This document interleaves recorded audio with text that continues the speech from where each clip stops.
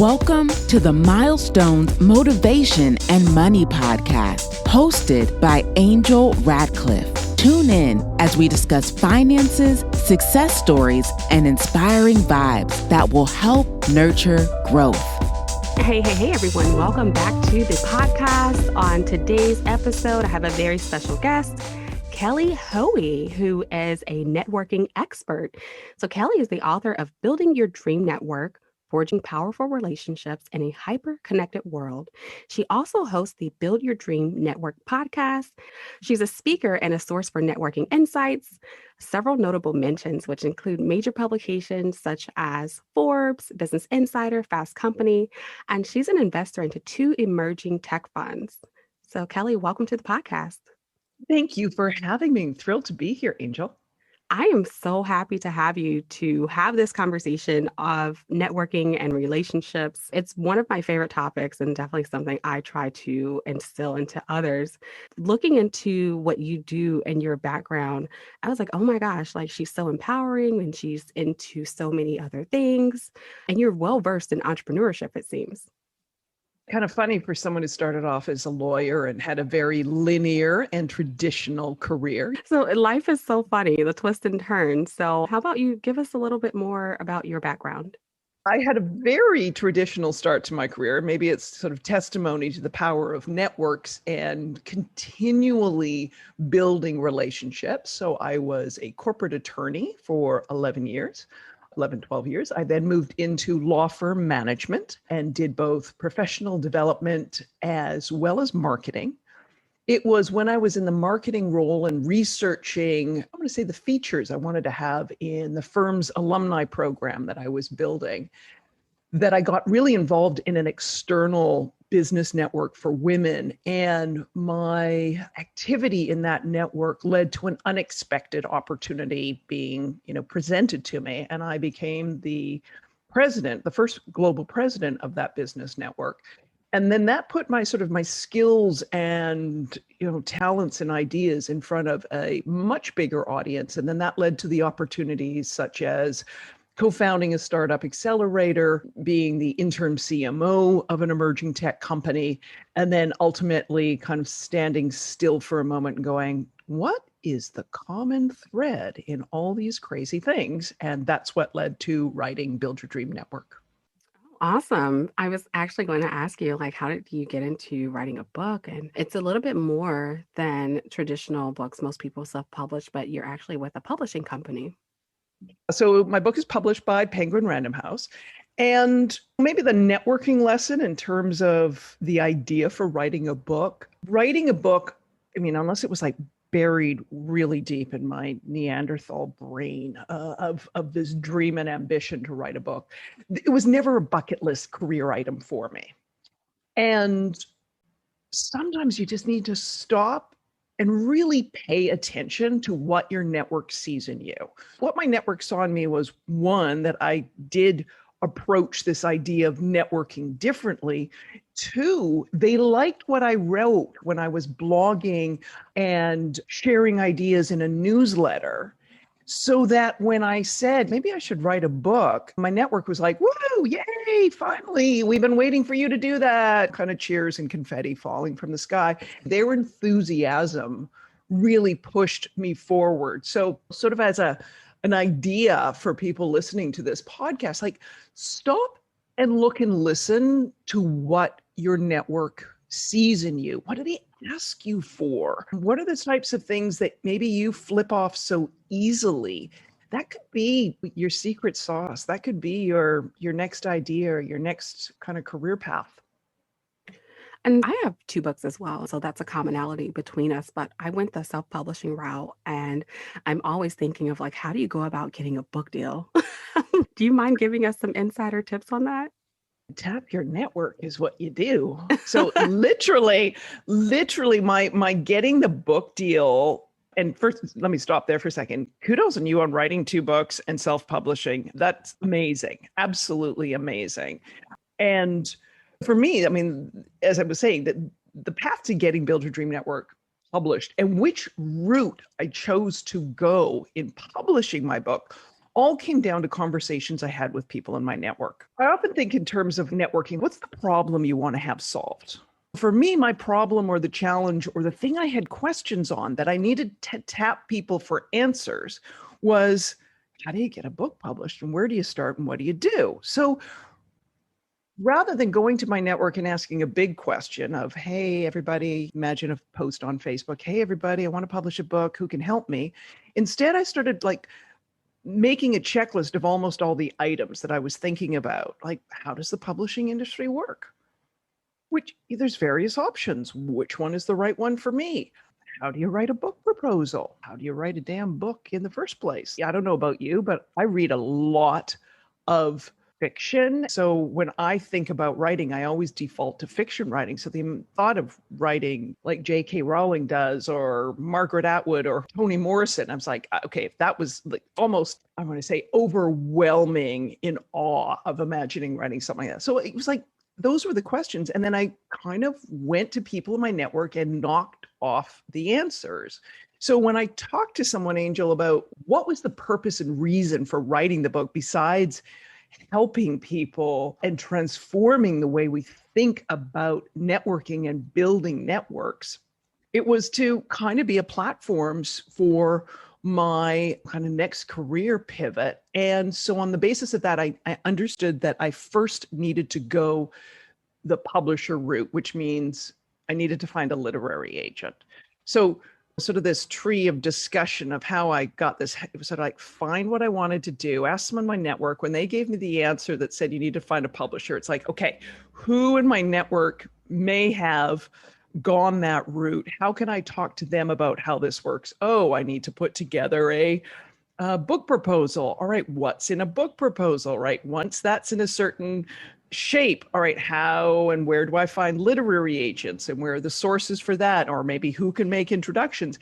And I literally chipped away at that for the fall of 2014 till the spring of 2015. So that's probably a good 6-7 months between writing the book proposal, getting the information I needed, getting kind of mentored by friends and things, and then finally pitching a literary agent that came through someone in my network. So there's the answer to that. Thank you. And I think it really takes us to this transition point to discuss the importance of networking and how it relates to all aspects of your life. So not only in corporate America or entrepreneurship, but those personal goals that you have. And with you being an expert in this area, I know you can really give better tips than I can.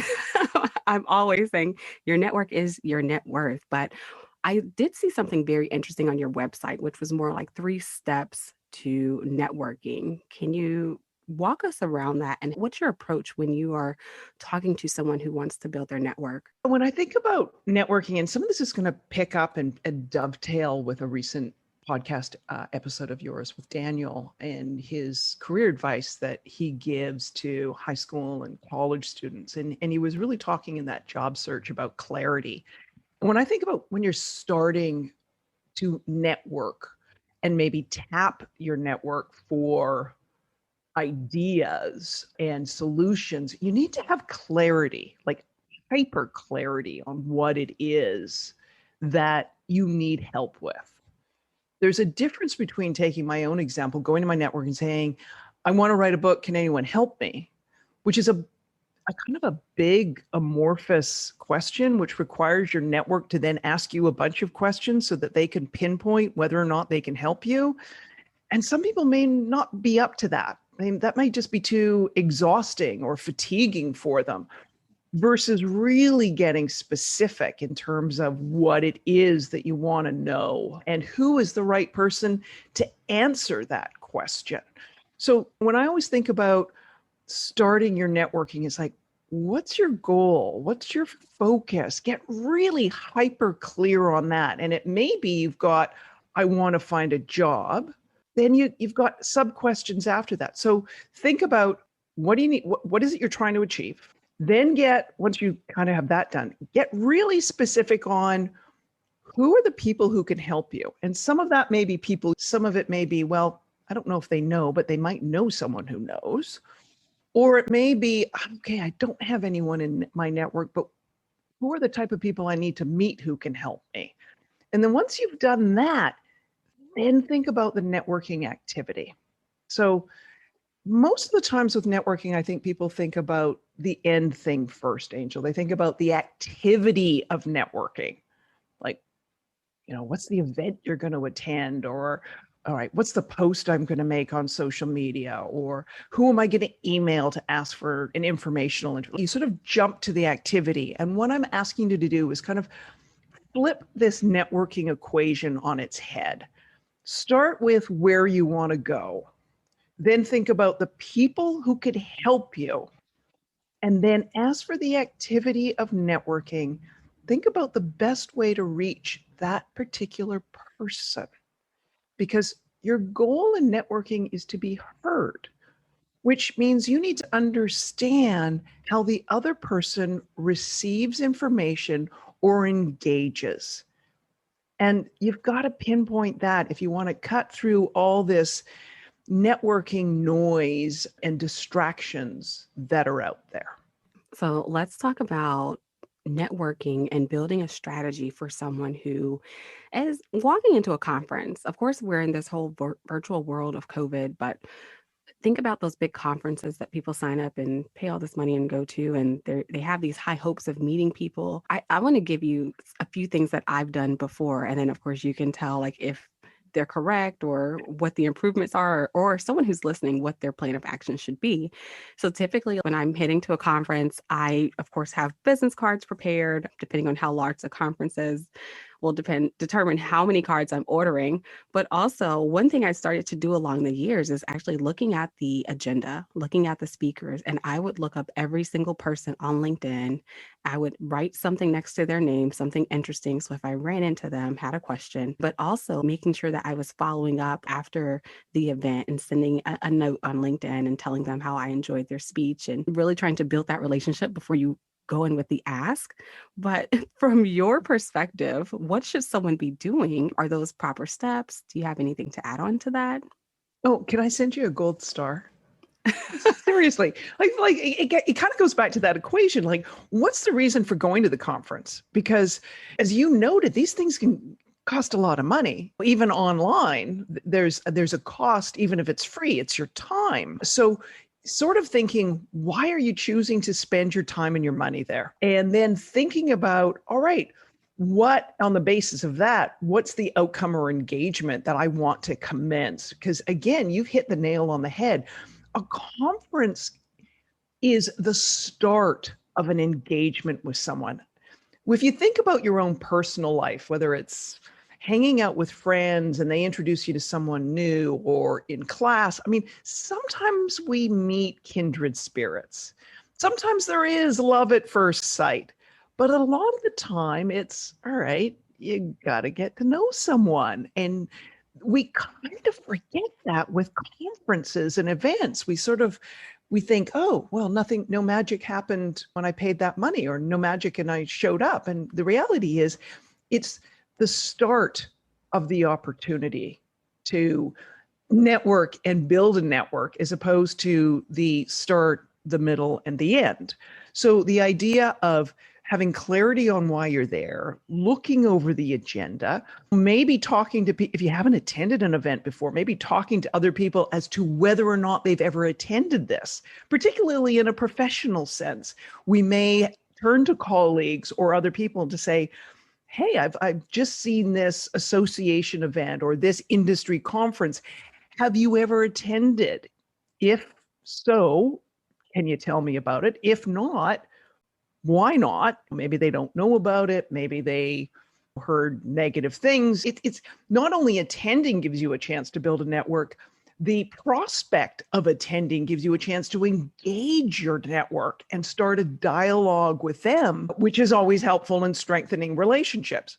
And then your whole idea of, I'm going to be prepared. I may meet a lot of people and want to give them a business card, or I may meet a lot of people that I want to have a way of them remembering me so that we can follow up afterwards. Because frankly, for me, the number one networking mistake is not the failure to show up at an event without business cards, or back in the day, not having that clammy handshake. The number one networking mistake for me is the failure to follow up or follow through, because that's where the magic happens. That's when you build a network. That's how you find mentors. That's how you build raving fans and supporters for your career. Not the one time you show up perfectly pressed out, but the continual contacts and connections, regardless of the size of them. The consistency in that is what builds a network. So you said something that really resonated. Failure to follow up or follow through. And for those who are listening, I think this is a very important point and something to write down, because I typically, and I'm sure you do too, receive messages via LinkedIn or email, and someone who's asking questions, or they'd like mentorship or connection, and you probably never hear from them again. Even with something such as like a podcast, right? We both have a podcast. It seems as though there's so many different things that we're both doing. And I always say you have to follow up with people, find out what's the next thing that they're doing. How can you two help each other? But also for young adults who are listening, who really are asking for like that hand up. That is something that so many people miss. And it really goes into another conversation that I've had with one of my mentees, where she says, well, I'm not a people person and I'm not comfortable with talking or doing my whole elevator pitch. So I want to get into like this whole misconception of networking. Many people feel as though you have to be a social butterfly to be good at networking. And I personally don't think that's true. No. Like okay, if you think networking equates with being, yes, the life of the party, the extrovert. Do you think that's what networking is? If you think networking is something you only do when you really need something like a job and then you can forget about doing it, if that's what you think networking is, I want you to write that on a little piece of paper. And then when you finish listening to this podcast, or you could hit pause on the podcast now, take that little piece of paper, go to the bathroom and flush it down the toilet. Seriously, you need to like completely discard that idea. What I just like, seriously, like it's like flush it. Networking is how you show up every day for your people who are around you. Network is, and for me, it's in many ways, it could be equated with your personal brand. I mean, people talk about building a personal brand, and your personal brand, just like a corporate's brand, is what your audience and your network says it is. So you can say you're responsive, but if your network is like, what are you talking about? You never answer my emails, right? So it's how you show up. And so think about all the ways you show up for your network. Do you remember birthdays? Do you have the information where people can find you in your email signature line? Do you treat people in a way that if they recommended you for a job or a business lead, that the person who receives the recommendation, if they then go look up your LinkedIn profile or at your website, does it align with this personal recommendation? You need to think of all of those as part of your networking toolkit. So for me, Angel, how you show up every single day, how you treat your colleagues, how you lead, how you manage, how you volunteer, how you are of service, that to me is networking. The schmooze the room, maybe attend an event, that piece of networking, that piece of it for me is a very small slice that gets an overwhelming amount of our attention, rather than being relegated to where it should be, which is it's a small piece of your networking activity. And the everyday micro networking activities you take are going to have a bigger impact on your success than the one time showing up with the perfectly rehearsed elevator pitch, which personally I hate anyway. Engaging with other people, that is so important, especially in this virtual world that we're in right now. And so moving away from this whole like misconceptions of networking, so many people have probably just taken amazing notes from everything that you've said. But what are great tools that people can use right now for networking while we're at home? mean, some of this is tools you've been using already, your eyes and your ears. So we can go those human tools that way. And I am very much one of these people who thinks how we network online and how we network offline. You need to use those things in unison. So think about thinking networking right now. And when I say this about yourself, you can then start thinking about, I need to pay attention to these things with other people. So what's on your email signature line? And what does it say about you? Where are you directing people to for information about you? And does it align with who you are offline? What are the types of things you are posting? Are you trying to be a one-way marketing person, or are you engaging in conversation? Are you commenting on other people's posts?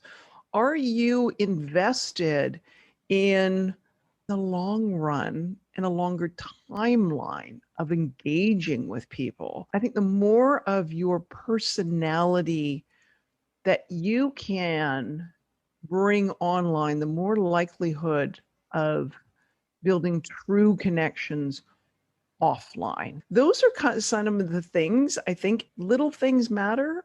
Social science research shows that small interactions of remembering birthdays and anniversaries can do a lot to affirm and warm up relationships. I think about people who are in corporate environments who are very much relying on digital tools because of a remote workforce. I mean, sometimes think about why someone is posting information or why they're asking a certain question, like on a Slack channel, rather than thinking, oh, why are they bringing up that question? Kind of sit back and think, all right, maybe it's a new employee. Maybe it's someone who hasn't had the full onboarding experience that you did. Maybe 15 minutes offline with them, you could really direct them in a new way. And now you'd have this productive, engaged colleague that you were hoping when the person came on and got hired to sum it up, Angela. We've got a lot of tools. If we start looking at them through the lens of humanity and human needs, not just through the lens of they are technology and what do I do with them? So you mentioned online, and I think social media definitely has a big part of the online presence. One thing I noticed about you is that you're on Clubhouse, and it's a fairly new form of social media. It reminds me of Periscope. So I don't know if you were on Periscope, but when I joined Clubhouse in November, I found myself engaged all day long. I was staying in rooms for hours on end. So, do you have any insights to how someone can use that to their networking advantage? One of the things I do with all social sites is, and in the way I keep my sanity, because you could do exactly as you noted. You could spend your entire life sliding through Instagram or popping between rooms on Clubhouse or retweeting away. I do kind of set limits on what amount of time on my phone that I can access those accounts. I turn off all notifications so that when I go onto those sites, I'm doing it with intention, not being driven by vanity social media metrics and constant distraction. So I choose to be on those and how to do those. I joined Clubhouse back in October, and a lot of people sort of pummeling me saying, you got to do this, you got to do this, you got to do this. And realizing that, okay, this is a great place to network and meet people, but it also could just be a massive time demand for kind of what purpose. So for me, it was, again, go back to why am I here? What am I choosing to do? And fortunately, I did have one of those weekend mornings where you do what you're not supposed to do, which is pick up your phone and immediately go to social media. And I did that, and I opened Clubhouse, and I found a room that was with some authors who were mentoring other aspiring authors and writers and that writing community. And I feel really lucky, Angel, that I found a really lovely tribe of people who are mentoring others. And I thought, what, this is a perfect use for me of Clubhouse, that as one person, this enables me to give information one to many. And so when people ask me to mentor them or guide them or give them information on how to get published, I can direct them to this regular Clubhouse room. It enables me to network. It enables me to build a larger and a diverse and different network. So it's both enabling me to expand my network. It's enabling me to grow relationships. Really great advice. So, throughout our conversation and even leading up to the conversation, you talked about three major lessons you've learned along the way, such as building your expertise, building your network, and building your Yes Me fund. Can you expound upon that? And I'm sure listeners would love to know what you mean by a Yes Me fund. I'm so glad you asked that, because I kind of think of it as like my career cocktail. Like, hey, Kelly, how the heck did you go from being a lawyer in Toronto to an author living in New York City? And how did this other stuff happen? Because at some point, it wasn't like I was applying for jobs. Things just kept coming my way. So one of the things, as you hit upon it, my first kind of rule with this career cocktail is build your expertise, be known for something, invest in yourself. If you're not your own best investment, I don't know what is.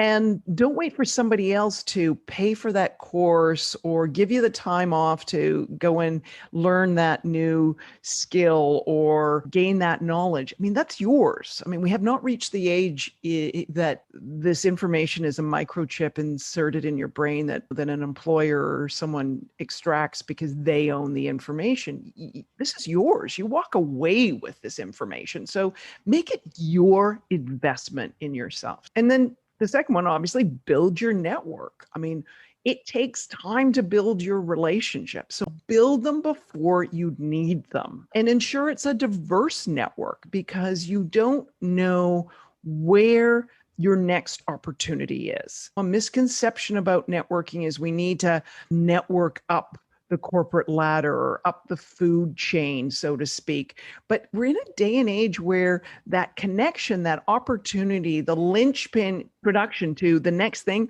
could come from anywhere. You know, a friend of mine who is in wealth management, linchpin introduction that unlocked the business opportunity he was seeking came through his personal trainer. So build a network, and build a network of people who want to help you, and build it before you need it. Number 3 is build your bank account. And there's kind of 2 pieces of that. One is a Yes Me fund. And that's the fund that enables you to say yes to your career dreams. When I was still in the corporate world, it was back at that time when a financial crisis and Lehman Brothers collapsed, and people were suddenly, well-paid people were suddenly out of jobs. And so many of them, when they saw what the opportunities were, they were things they were like, man, it's the job I would have liked, or I'd like to take this, but it doesn't pay enough. Sometimes getting that kind of chained to a desk is because we've become chained to a paycheck, and we've increased our lifestyle, rather than saying, hey, having this financial freedom to walk away if I need to, or having this ability to fund my side hack as I build a prototype, so I'm not trying to get somebody else to do it. I'm investing in my own dreams, and so that I own it. So your Yes Me fund does that. And the Yes Me fund also has a strong ability to enable you to do your job better, because you can speak your mind and be true to what you think an outcome is, as opposed to being worried about being fired. And so a Yes Me, build your bank account, that concept also means with your network, where can you barter or trade with someone else? Like, do you babysit their kids so they can code your website for your side hack? Do you have a relationship with someone that they said, listen, you've lost your job, so why don't you come and work out of my offices while you're doing your job search, so that you've got a place to come to every day and you have that normalcy? Or, hey, you're starting your new business and I know you haven't got your first customers yet. We've got an extra desk that we pay for in a co-working space because our colleague's out on maternity leave. Come and use her desk during, the next 3 months while you get on your feet. That's part of your bank account as well, that people actually want to help you in that sort of financial equivalent way. So those are those 3 things: build your expertise, build your network, build your bank account. I love it. I just love that. And the concept, of course, with me being a money person, yes, get your savings together, build the Yes Me Fund. And I definitely agree with the point you mentioned as far as enabling you to do your job better and speaking your mind, because so many people are really scared in the workplace. They're thinking about what they should not say. They tend to become more people pleasers because they don't want to go against the grain and they feel as though they will get fired. So, oh my gosh, that can be an entire podcast in itself. Yeah, a podcast on groupthink and the dangers of it. Like I said, as soon as I had my Yes Me Fund, and I remember a few times when I was in management, I could really sense that the partners I was speaking with were not amused with what I had to say. And I remember that very powerful moment of thinking, well, what are they going to do? Fire me? Well, what's going to happen? My lifestyle's not going to change. Okay. Like it gives you a fearlessness and a confidence that is really quite empowering. That is the best feeling in the world, Kelly. Like Mm-hmm. we have to have other conversations around that topic. I am Anytime. because I'm like, we have the same way of thinking. So we're sort of at the point where I get a little sad because this is the end of the podcast. And I always like to ask my guests 3 questions in relation to the title. And really, after that, giving clarity and giving the listeners a chance to find you on social media. So the first question I have for you is more of around milestones. And when you think about everything that you've been through in your life, what do you consider the biggest milestone or the most memorable? Oh, it'd have to be writing the book. That would be the biggest milestone. I mean, I've had there's milestones other people think that are like really big milestones in my career, but I would have to say, honestly, at this point in my life, and I am 55, and my book was published after I turned 50, that's when I really feel like I'm starting to have the career that my 20-year-old self was hoping for. So for me personally, it's the big milestone for that reason. Like the career dreams and the kind of career I've always wanted is finally happening. Mm-hmm. That's nice. That's a really, really nice accomplishment and pretty sure it's very memorable. So on the topic of motivation, let's talk about what motivates you. Helping other people succeed. Okay, that's fair. Love it. So down to the final question around money, my favorite topic. If you think about your life all the way back to when you were a child, think about when you first built a relationship with money. Do you have any memories on that? Oh, very, very negative. I want to say, and part of the reason why I was so excited, amongst other things, to talk to you, besides talking about networking, as a child of, divorced parents, a unnatural fear and a falsity of scarcity around money was instilled in us, like my 2 brothers and myself, as children. And I think the more we do to raise individual sort of awareness of money so that you have it's something you can have control over. You may not have control over every dollar that you make, but you can control over your fear of it, like the fear of not having money. I remember when I was making one of my career switches, and this is too long of an answer to your very quick question, but one of the things I was looking to accept a job and leaving from having a paycheck to earning equity. So goodbye paycheck, goodbye benefits. Hello, big old risk. And I was hesitating and someone said, what's the worst that can happen? And you go to the place of fear. Oh, I will have no money. Forgetting that I had money in a bank account, but all of a sudden you're like, I'll have no money. I'll be homeless. I'll be selling chiclets under a bridge. Like I'll be up like crazy place that your brain goes to. And this woman looked at me and she said, Kelly, you come and get your old job back. And I'm like, oh, that's right. I have a skill set. I have a network. Oh, I've got money in the bank. But this fear from childhood leads to, oops, I'm going to be in this destitute position. And that unnatural and unrealistic thing about money and that fear that's when you asked that question, and I knew that question was coming. I'm like, there it is. Thank you so much for sharing and being transparent around that topic. I feel as though It can be a bit touchy at times depending on someone's life and their upbringing with money, and it's a very intriguing question. So, Oh, um, it's a fabulous question because we have there's such shame and such, like I said, fear, and there isn't the transparency around it. And I think you can look at people who you assume are successful and think that they have confidence around these things. And I think the more we talk about them, the more you can kind of that gremlin that rears its head and causes you to pause and stop. You can, by talking about it, you can give it the attention and the amount of space it actually deserves. yes, that's very true. And Kelly, we are at the end of the podcast. I've enjoyed having you as a guest. I can go on, and I'm sure you can as well, on this conversation of networking, even drilling down to money and how that goes back into your network. But where can people find you on social media who are listening? Where can they find your book? Tell us more about what sources your podcast is listed on.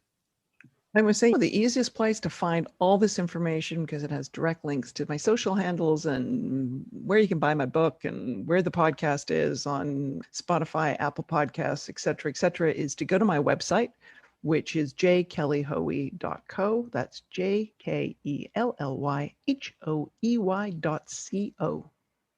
Awesome. Thanks so much. And I hope to have you on as a guest again.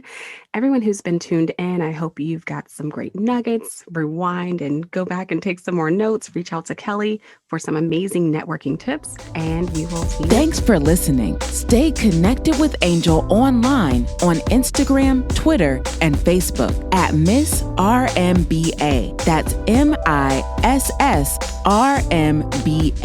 Be sure to subscribe and review. Join us next time as we continue to empower you through milestones, motivation, and money.